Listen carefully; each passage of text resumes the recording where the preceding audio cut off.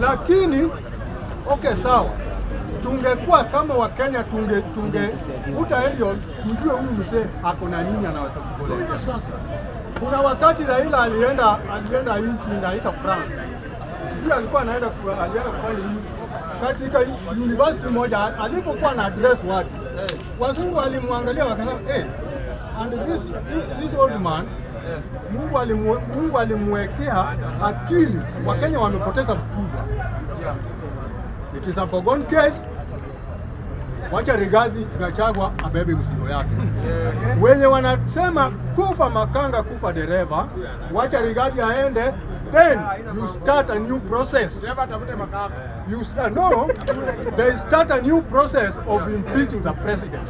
I think the process is there.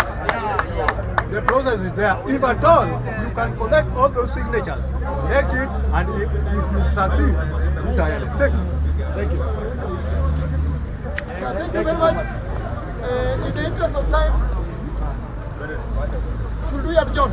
In the interest of time, allow me to adjourn. Yes, tomorrow. Tomorrow.